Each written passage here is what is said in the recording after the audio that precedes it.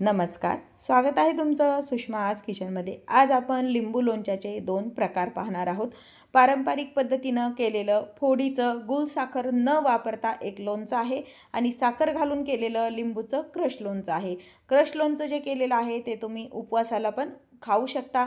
अगदी दोन्हीही रेसिपी सोप्या आहेत आणि हे लिंबू जे आहेत आपण अजिबात न शिजवता दोन्हीही लोणचे तयार केलेले आहेत। या दोन्हीही पद्धती खूप सोप्या आहेत आणि या पद्धतीने जर लोणचं तुम्ही बनवलं तर वर्षभरापेक्षाही जास्त दिवस अगदी छान टिकतं। रेसिपी शेवटपर्यंत बघा, रेसिपीला लाईक करा, चॅनलला सबस्क्राईब करा, तसेच बेल नोटिफिकेशन पण ऑलवर प्रेस करा। आता आपण लोणचं बनवायला सुरुवात करूया। लिंबाचं लोणचं बनवण्यासाठी इथे मी 10 अगदी पातळ सालीचे लिंब घेतलेले आहेत। याला कागदी लिंब पण म्हणतात। स्वच्छ धुवून घेतलेली लिंब आहेत। आता आपण हे व्यवस्थित अगदी कोरडे करून घ्यायचे। तर आता हे सर्व लिंब आपण पुसून घेतलेले आहेत। एका लिंबाच्या आपल्याला 8 फोडी करून घ्यायच्या आहेत। लिंब शक्यतो पातळ सालीचंच वापरा, म्हणजे काय होतं हे लोणचं कडसर होत नाही। जर एखाद्या वेळेस पातळ सालीचं लिंबू नसेल तर लोणचं हे कडसर होतं। आणि पुसून घेताना व्यवस्थित अगदी कोरडं झालेलं पाहिजे। शक्यतो तर रात्री जर लिंब आणले तर पाण्यात टाकून ठेवायचे आणि दुसऱ्या दिवशी व्यवस्थित आपल्याला चाळणीवर निथळून घ्यायचे आणि पुसून घ्यायचे नंतर। म्हणजे काय होतं अजिबात लिंबाला सालीला पाणी वगैरे राहत नाही आणि मग लोणचं आपलं छान वर्षभर टिकतं। अशा आपण याच्या फोडी करून घेतल्यात। अगदी याचं एक ना एक बी आपल्याला पूर्णपणे काढून टाकायचे लिंबातलं। अजिबात बी ठेवायचं नाही, कारण आपण हे क्रश करणार आहोत। जर एखाद्या वेळेस बी जर क्रश केल्या गेलं तर अगदी कडू लोणचं हे तयार होतं। आता सर्व लिंब आपण असे चिरून यातलं पूर्णपणे असं बी काढून घेऊया। आपण ह्या लिंबाच्या फोडी करून यातलं पूर्ण बी काढून घेतली। बी मात्र अजिबात जाऊ देऊ नका, नाही तर मग हे लोणचं कडू होतं। आता ह्या लोणच्याच्या फोडी आपण मिक्सर जारमध्ये घ्यायच्यात। लोणच्यासाठी जे भांडी, सुरी किंवा मग चॉपर बोर्ड वापरता किंवा कोणतेही चमचा वगैरे वापरताना त्याला अजिबात पाण्याचा अंश राहू देऊ नका आणि हात पण पूर्णपणे कोरडे पाहिजेत, नाहीतर हे लोणचं वर्षभर अजिबात टिकत नाही। आता हे मिक्सरवरती आपल्याला क्रश करून घ्यायचंय। आता हे जे लिंबाचा क्रश आपण मिक्सरवरती काढून घेतलाय तो एका वाटीमध्ये घेऊन आपल्याला तो मोजून घ्यायचा आहे। म्हणजे यामध्ये आपल्याला गूळ किंवा साखर किती वापरायची याचा आपल्याला अंदाज येतो। शक्यतो लिंब जर मोजले तर प्रमाण कमी जास्त होतं, जास्त गोडसर होतं किंवा मग कमी गोड होतं लोणचं। त्यामुळे असं हे क्रश जर मोजून घेतला तर अजिबात साखर आणि गुळाचं प्रमाण कमी जास्त होत नाही। आता हा जो लिंबाचा क्रश आहे या वाटीनं 1 वाटी भरलाय। याच वाटीनं आपल्याला गूळ वापरा किंवा मग साखर वापरा तुम्ही। याच वाटीनं मी 1 वाटीपेक्षा थोडीशी कमी साखर वापरते। तुम्हाला जर यामध्ये बराबरीत साखर चालत असेल तर तशी वापरली तरी चालते, पण कमी गोड वापरायची असेल तर कमी वापरली तरी चालते। हा क्रश मी पुन्हा यामध्ये टाकून घेतलाय, कारण आता आपल्याला या वाटीनं साखर मोजून घ्यायची। आता अगदी भरून आपला हा लिंबाचा क्रश होता, त्यापेक्षा मी थोडीशी कमी साखर घेतली आहे। साखर व्यवस्थित पाहून घ्या, नाही तर साखरामध्ये पण एखाद्या वेळेस अन्नधान्य पडलेलं असतं दुकानामध्ये, त्यामुळे साखर पण व्यवस्थित बघूनच यामध्ये टाकून घ्यायची। आता हे पुन्हा आपल्याला मिक्सरवरती आता छान बारीक काढून घ्यायचंय। आता हे आपण व्यवस्थित असं बारीक काढून घेतले। फार बारीकही नाही आणि फार मोठं नाही, असं इतपत आपल्याला हे क्रश काढून घ्यायचंय। आता एका बाउलमध्ये हे काढून घेऊया। आता यामध्ये आपल्याला तिखट टाकायचे। काश्मीरी लाल मिरचीचं तिखट वापरा, म्हणजे कलर छान येतो। तिखटाचं प्रमाण तुम्ही तुमच्या आवडीनं कमी जास्त वापरू शकता। इथे मी या चमच्यानी 1.5 चमचा तिखट टाकले आणि गरजेनुसार उपवासाचं मीठ टाकायचे। आपण हे तुम्ही जे उपवासाला मीठ खाता ना ते तुम्ही वापरू शकता। हे लोणचं जर तुम्ही उपवासाला करणार नसताल तर यामध्ये एखादा लोणच्याचा वेकतचा मसाला किंवा मोहरीची डाळ वापरली तरी चालते। आता हे तिखट टाकून आणि मीठ टाकून व्यवस्थित छान मिक्स करून घ्यायचंय। खूप जण याला नंतर शिजवतात पण असं कच्चं जर खाल्लं तर तुमच्या शरीराला फायदेशीर होतं, कारण लिंबाची साल ही अशी कच्चीच पोटात जावी। त्यामुळे या पद्धतीने जर तुम्ही हे लोणचं केलं तर तुम्हाला लिंबाचे बेनिफिट पूर्ण भेटतात, कारण लिंबाचं सत्व हे सालीमध्ये बऱ्यापैकी असतं आणि आपण जेव्हा फोडीचं लोणचं बनवतो तेव्हा साल खाल्ल्या जात नाही। यामध्ये तुम्ही केपरेचा 1-2 चमचे मसाला पण वापरू शकता, पण तसं जर वापरलं तर तुम्ही हे उपवासाला लोणचं चालत नाही। त्यामुळे मी हे उपवासासाठी बनवतीये, म्हणून मी तिखट आणि मीठच फक्त वापरलेलं आहे। हे व्यवस्थित छान मिक्स करून घेतलंय आपण। पूर्ण मिक्स झाल्यानंतर मिठाचं प्रमाण जर व्यवस्थित झालं तर हे न शिजवताही लोणचं व्यवस्थित टिकतं आणि पाणी वगैरे कोणतं नाही लागलं तर हे छान फ्रीजच्या बाहेर वर्षभर छान राहतं। त्यामुळे मिक्स केल्यानंतर टेस्ट पाहिजे। मिठाचं जर प्रमाण तुम्हाला कमी वाटलं, किती प्रमाणात तुम्ही लोणचं करा, तर थोडंसं मीठ तुम्ही वरतून पुन्हा ऍड करून मिक्स करायचंय। उपवासाला जर तुम्ही जिरा पावडर खात असाल तर तुम्ही जिरे पावडर यामध्ये ऍड करू शकता। आता हे लोणचं मी स्वच्छ धुवून एक बरणी घेतलेली आहे काचेची आणि उन्हामध्ये पूर्णपणे वाळवून घेतलेली आहे। आता हे आपण उपवासाचं बनवतो, यामध्ये याला हिंगाची वगैरे धुरी देता येत नाही। जर तुम्ही नॉर्मल लोणचं जर एरवी खायला बनवत असाल तर याला हिंग असा गरम करायचा आणि त्याची धुरी द्यायची, म्हणजे अजून ही बरणी निर्जंतुक होते। आता ही बरणी मध्ये आपलं हे लोणचं भरून ठेवायचंय। काही काळजी घेतली तर कोणतंही लोणचं बनवा, अजिबात खराब होत नाही, वर्षभर पण वर्षापेक्षाही जास्त टिकले जातं। फक्त पाण्याचा अंश कोणत्याच लोणच्याला लागला नाही पाहिजे, जे भांडे वगैरे तुम्ही वापरतात त्यामध्ये। लिंबाचं उपवासाचं क्रश लोणचं आपण तयार करून घेतलेलं आहे। आता लिंबू लोणच्याचा पारंपरिक दुसरा प्रकार पाहूया। लिंबू लोणचं बनवण्यासाठी इथे मी 10 लिंब घेतलेली आहेत। पातळ सालीचे लिंब आपल्याला निवडायचे।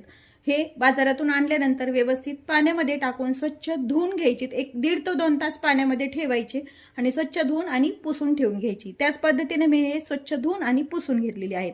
आता ही लिंब आपल्याला चिरून घ्यायची। चिरण्याआधी यामध्ये जे तुम्ही भांडे वापरताय, सुरी, चॉपिंग बोर्ड किंवा मग ताट वगैरे जे काही भांडे वापरताल ते पूर्णपणे अगदी कोरडे असले पाहिजेत, नाही तर मग हे लिंबाचं लोणचं कोणतंही लोणचं बनवा ते अजिबात वर्षभर टिकत नाही। पण काही काळजी घेतली तर लोणचं छान वर्षभर टिकतं। आता हे लिंब आपण चिरून घेऊया। आपण चॉपिंग बोर्ड आणि सुरी वगैरे सगळं कोरडं करून घेतलेलं आहे। एका लिंबाच्या आपल्याला 8 फोडी करून घ्यायच्यात। तुम्हाला जर 4 लिंबाच्या फोडी आवडत असतील तर तसं पण केलं तरी चालतं या पद्धतीनं, पण एखाद्या वेळेस ती फोड खाल्ल्या जात नाही आणि मग वायाला जातं। त्यामुळे एका लिंबाच्या 8 फोडी जर केल्या तर याचं आपल्याला बी पण काढायला सोपं जातं।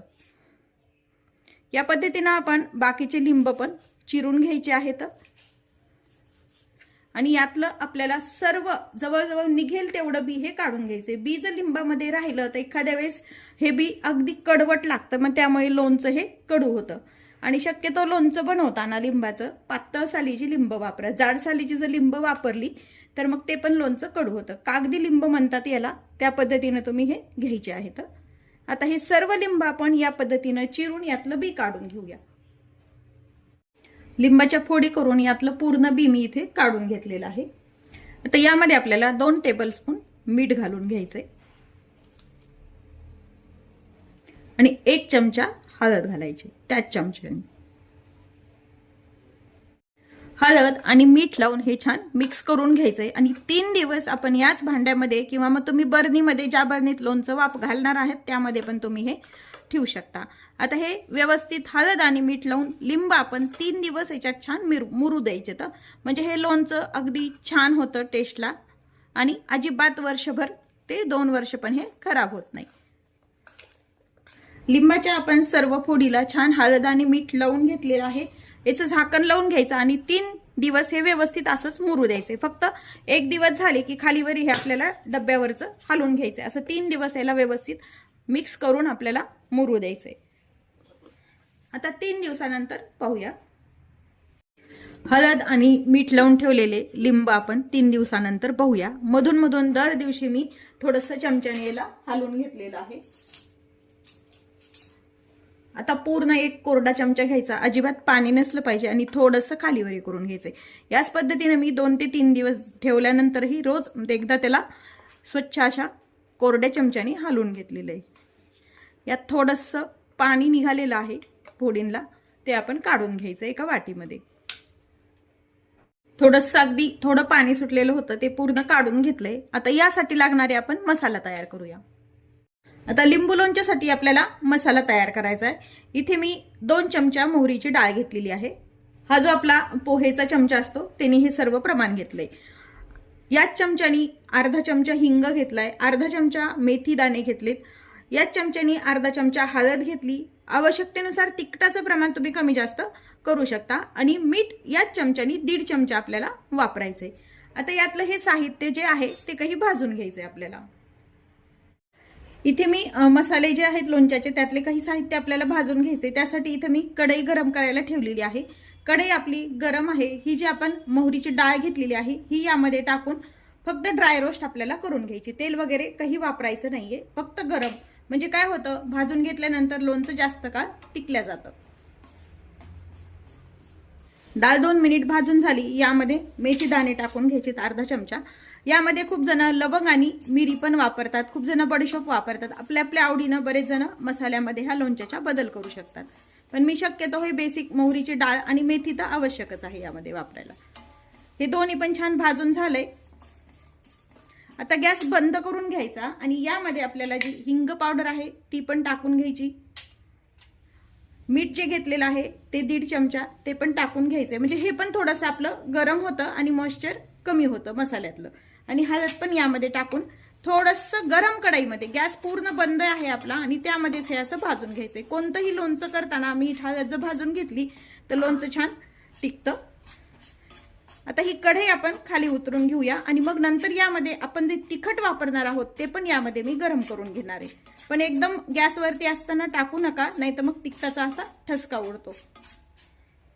आता कढई मी खाली उतरून घेतली। तिखट पण यामध्ये टाकून घ्यायचंय, म्हणजे यातलं पूर्ण मसाल्यातलं जे ओलावा किंवा ओलसरपणा असतो ना तो पूर्ण निघून जातो।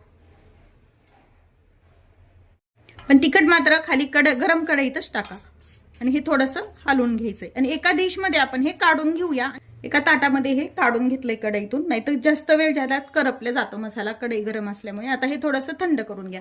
आता हा जो लोणच्याचा मसाला आहे तुम्ही कोणत्याही लोणच्यासाठी वापरू शकता, मिरचीचं, आंब्याचं किंवा मग कोणतंही लिंबाचं लोणचं बनवायला पण। आता हे थोडंसं थंड करून घेऊया। आता हा मसाला थंड झालेला आहे। मिक्सर जार घेतलेला आहे।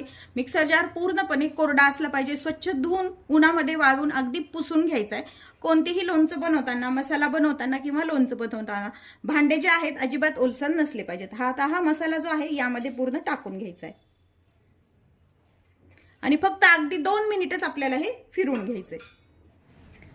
आता हे ओबडधोबड असं मिक्सरवरती आपण काढून घेतलं। एखाद दुसरी मोहरीची डाळ पण यामध्ये शिल्लक राहते।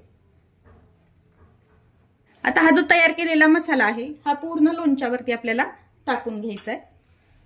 यामध्ये खूप जण साखर किंवा गूळ वापरतात, पण मी इथं गूळ किंवा साखर वापरलेली नाहीये। साखर गूळ वापरल्यावर कसं होतं डायबिटीसच्या माणसांना शक्यतो खायला लोणच्याचा प्रॉब्लेम येतो, त्यामुळे मी फक्त तिखट मीठच वापरलेलं आहे।